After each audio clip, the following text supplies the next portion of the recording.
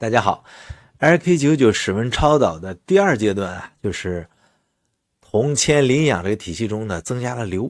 大家一下就感觉打开了新篇章。当然，在这个铅磷灰石中啊，掺杂硫替代部分氧，那这是首次。无论是老金的 PCP、OSOS 还是单院的这个铅 9.1 铜 0.9 磷酸6硫，都在不程度上加了硫。但是之前的超导研究有没有呢？这个陶瓷样品中有没有加硫成功的呢？有，就下边这式子。在2011年的一篇预印版论文啊，就有人研究过这种超掺杂就是这篇论文。那么而且他们声称发现了麦斯纳效应。论文的题目叫硫取代廖酸丝中麦斯纳效应的体现。这个论文只是预印版，没有正式发表过。论文的一作叫阿尔曼·古利安，是美国查普曼大学的。那这个名字大家听的是不是有点熟悉啊？没错，我过去介绍过他。这个古利安教授就是鼓吹 LK99 超导的这个演讲者，就他想起来了吗？他是绝对的导派他还从美国海军搞到10万美元的经费，搞个室温超导的调研，想起来了吧？这是我2023年11月27号的一个视频，大家可以看看实际上这个古利安教授在过去呢也发表过硫掺杂的这个超导论文但只发过一篇，没有持续的研究。不知道是不是没有通过同行评议，还是有了新项目当然我查了这个 MP 平台发现这个廖酸丝它是有的就是屏幕上的这个 3D 模型。这个绿色的呢是料，红色的呢是氧，蓝色的是丝但是没有加硫元素的。那么这个合成当时可能最终是没有成功，亦或者是 MP 平台有遗漏呢？这个可能性都有，我觉得前者的可能性比较大。但是现在的 LK99 研究者中大家各种魔改的化学式也没有得到 MP 的收录主要还是同行评议，是吧？如果过了，而且有了顶刊的论文，那收录只是个过程，早晚的事儿，除非是你商业机密，是吧？不向外公布。那如果硫掺杂确实能够超导，这是不是让我们想起30多年前的一个高考的看题作文这可能比很多观众朋友的年龄都大。一个人挖了很多不同的井，都没有挖到水，说这儿没水。实际上呢，那个井你如果挖得再深入点，那就超导了，对吧？我们不感慨了我们看看这个论文是否靠谱这篇论文的主题是在硫酸丝陶瓷的样品中通过硫替代氧来观察到了麦斯纳效应的迹象研究者们呢制定了这个丝2疗氧4杠 YSY 这个样品 Y 呢就取值呢是 0.3 到 1.2， 并在4到300 K 的范围内对其进行了研究，发现在硫替代的最佳范围内，样品显示出强大的抗磁信号，与 YBCU 的这个超导体相当。那硫的替代使得样品在低温下出现了电阻上升。研究表明硫的替代可能是等价的。他们对合成条件和测量结果进行了详细的描述，并提出了硫替代可能指向高温超导性的观点。这个论文是不长论文的结论主要结论呢就是通过在这个廖酸丝样品中替换氧原子为硫原子可以在特定的条件下观察到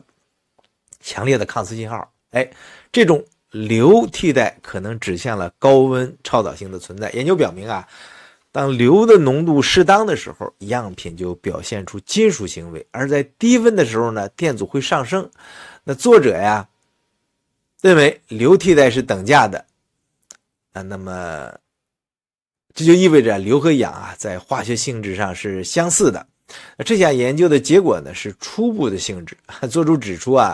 需要更多的研究来确认他们的发现。那这篇论文实际上为当时的这个高温超导体的研究提供了一个新视角，并展示了硫替代在这个廖酸丝这个材料中可能的应用。那么这个图呢还是比较经典的啊，看过不少超导论文的朋友都比较熟悉啊。这个图一呢就显示了不同硫含量的这个外质的这个硫酸锶这个掺馏样品中啊磁化率的变化。具体来说呢，这个外质呢是取了 0.1、0.3 和 0.4， 在样品未施加直流磁场且没有屏蔽地球磁场的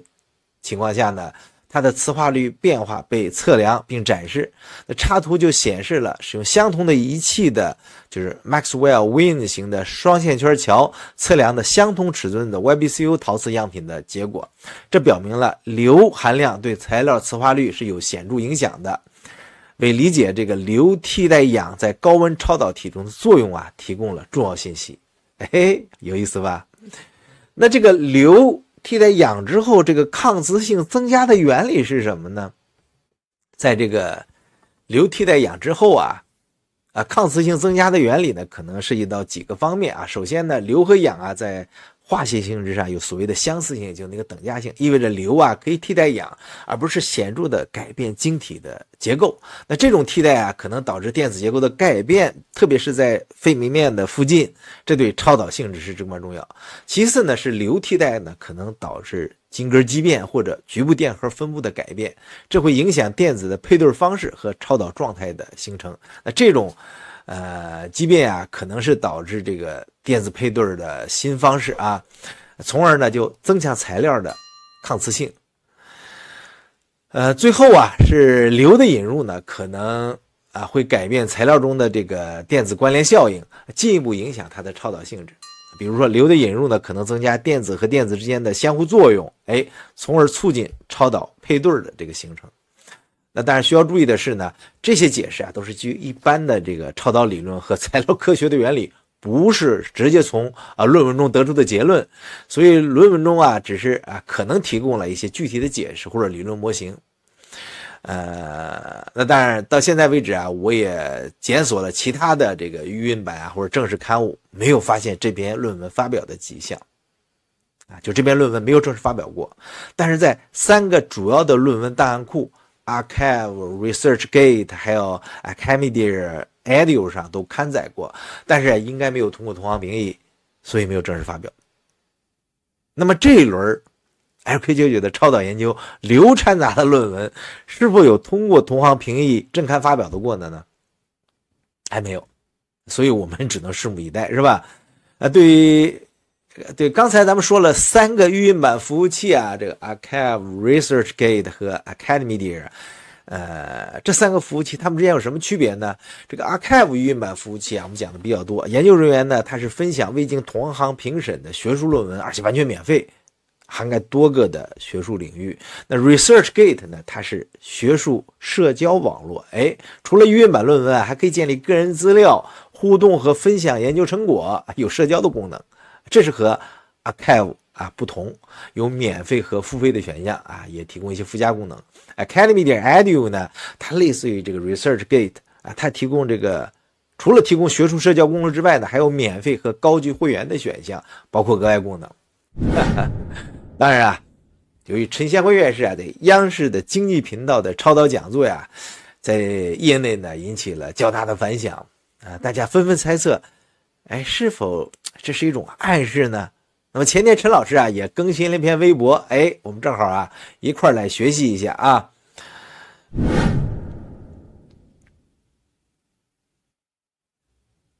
微博标题叫室温超导研究的新阶段。我们已经度过最困难的时期，去年8到9月份属于第一阶段遭遇战那时候呢，支撑我的只有超导统计规律灵感和基本的研究逻辑，酸根体系从未研究可能就是机会，因掺杂不出载流子就没有人研究，而临回时有一维通道，确实就像习老师说的是一大特点。研究看的不是1-2个结果，我们看到了很多复杂的现象，综合多方面的诡异现象给出的这个逻辑判断既没有定论了，也不蛮干材料研究是非常讲规矩的科学，从铜替代铅到氧控位调节以及硫的替代完全按照无机材料结构特征进行的设计，通过计算先行判断，然后进行实验，避免了很多弯路。其中戴博士水热合成方法给我们带来了很多的惊喜，纯项的好处是太多了，现在看起来真的太幸运了，让我们直接确定了核心问题。根据早期的研究积累很快把问题就集中在载流子浓度上，这也是问题最难的技术瓶颈，也提出了具体思路。现在呢，也获得了一体收获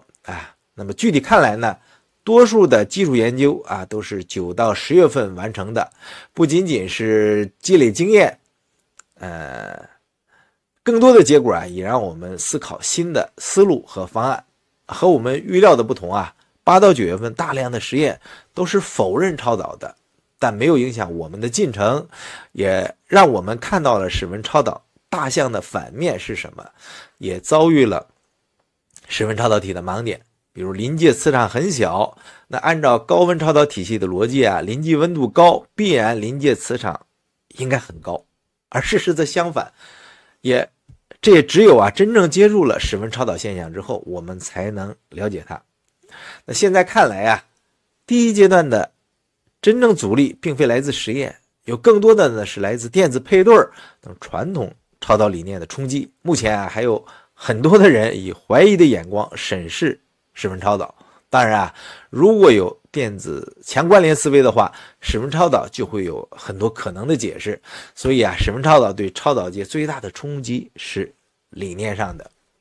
那很显然今年开篇的这个Squid 论文以及谢老师去年底的 EPR 的研究成果出现的非常及时。正因为我们成果的不断积累，近些天来气氛才有了很多改观。首先是李世培终于公开出来演讲，回应了中国的室温超导研究。CCTV 和专业机构也开始关注室温超导。大家普遍关心的是室温超导到底有没有？其实这个问题已经不存在了，在统计上已经可以证明室温超导现象的存在，这是我们目前第2阶段的任务。那所谓统计上的证明呢，就是要拿出材料统计规律，它告诉我们什么超导，什么时候不超导，决定超导的材料因素是什么。因此要解决室温超导，不能靠一个体系或者样品中的一个性质参数，需要更全面的数据。这种研究不仅仅需要了解发现超导的体系，还要了解没有发生超导的体系，这样才可能了解因素是什么。从统计角度来看不好的数据会偏离最佳性能，也会使得我们的统计更快地找到规律。因此我们不仅掌握了室温超导发生的材料，也找到了很多未超导体系的结构特点，从而确定了室温超导的根本原因。总之我们遵从学院派的这个研究习惯，不仅有专业的基础知识，还配备了先进的工具比如以量子力学作为新材料开发辅助技术，以大数据统计分析作为分析基础，加上陶瓷材料体系中新的合成方法，材料的表征技术和综合性质的这种测量经验，第2阶段的任务也很快就顺利完成了。当然更新阶段的任务也将摆在我们面前，未来周边环境会对我们越来越有利，材料制备和性能优化研究也会加快，也会不断的提高。但是我们要清醒的认识到，应用才是材料研究的最终目标。那不接触实际问题光是凭想象是做不出任何新产品和新技术的。必须要把这个室温超导的这个优势避免零电阻效应和小磁场的这个弱点，开发适合室温超导的东西一定是很有希望的。我们需要提前布局准备。当然新的阶段就不能单枪匹马的打游击，需要正规，需要技术上的协作，也需要创新。我们需要罗老师与企业的密切关联，也需要谢老师在微观图像的细节把握，也需要小呆们在纯项结构和规律上的配合，更需要有眼光的投资人天使出来。室温超导的机会就在眼前跟无数的新事物一样，开始的时候呢都不被重视啊，都觉得呢没有什么可行的。就像当年的互联网，以为就是建2个网站，殊不知啊，那是最简单的应用，真正的都是后来推出的技术，像微信、像支付宝、像百度、像抖音，都是了解互联网的特点之后推出的。现在啊，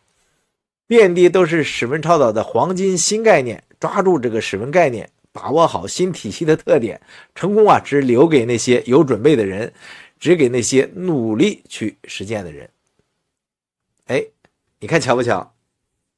陈老师啊也特别提到了硫替代氧的影响。当然现在的研究啊要比10年前古联的研究是更进一步了啊，他们利用的是高级工具，像上面说的量子力学计算和大数据的数据分析，就提高了材料合成这种这个性能优化的效率啊。当然陈老师啊也强调了这种科研合作的重要性，提到了与企业研究人员以及投资者的合作，这个我是比较认同的。你成功的研究啊不仅是理论上的突破，你更要是重视这个实际应用的开发。如果大家都是为了刷论文，科研的意义就落到空处了，是吧？好的，这就是今天给大家聊的这个超导话题，谢谢大家收看，再见。